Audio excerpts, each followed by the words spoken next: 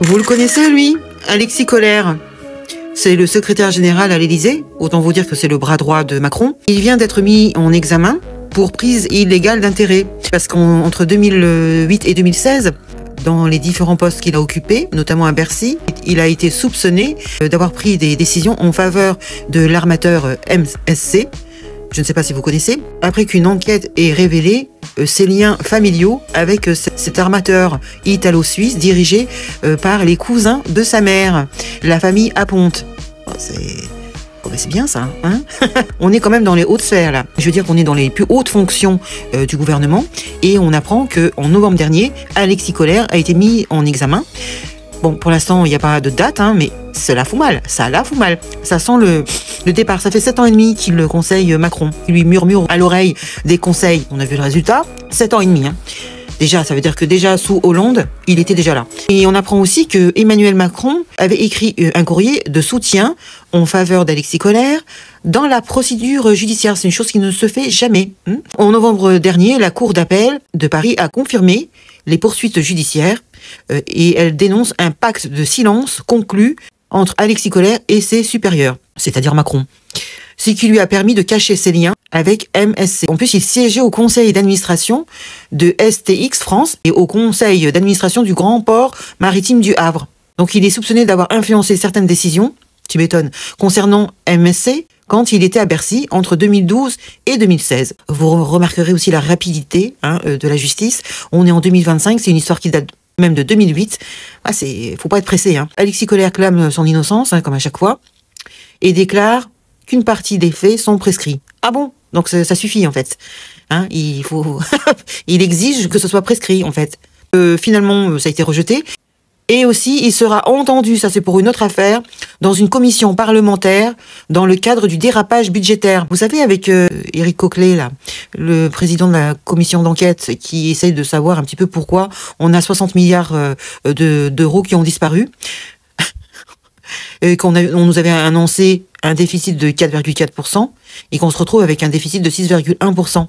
Donc ils ont interrogé Attal, ils ont interrogé Laborne, ils ont interrogé Cazenave et le maire. Alors ces deux derniers, pour leur défense, le maire, lui, il s'embête pas. Son excuse, c'est la faute des autres. Ce sont les députés qui sont en train de l'interroger. Il les traite d'hypocrites. Genre, ils savaient la situation, mais ils n'ont rien dit, ils ont laissé faire. Donc c'est ça sa défense. Vous êtes des hypocrites. Il faut savoir que la commission d'enquête se fait par les députés. C'est eux qui décident si oui ou non on fait une commission d'enquête. Vous imaginez? Et à huis clos, ils votent oui ou non. Alors ils auraient pu voter non, on ne fait pas d'enquête. C'est incroyable. Je pensais quand même qu'il y avait une séparation des pouvoirs à ce niveau-là. Non, non. Ce sont les députés qui décident s'il y aura une enquête et c'est eux qui dirigent la commission d'enquête. Donc Cazenave, pour sa part, sa défense, c'est encore mieux.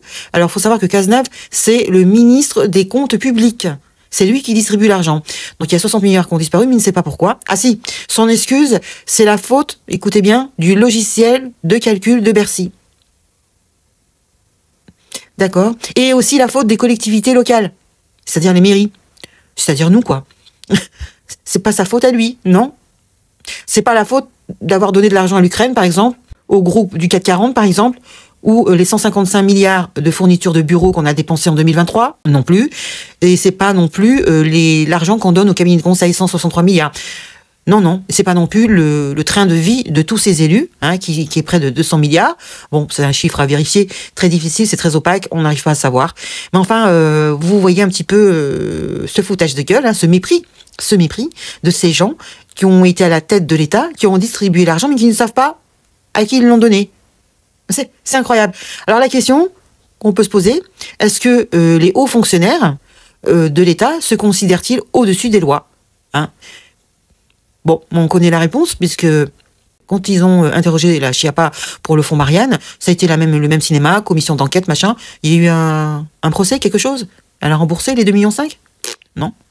C'est pas la seule, Je la prends comme exemple. Le maire, il est retourné en Suisse. 7 ans de pouvoir en tant que ministre de l'économie. 1 000 milliards de dettes en plus. Ça fait en tout 3 400 milliards. Mais il est reparti en Suisse, tranquille. Et même sous les applaudissements.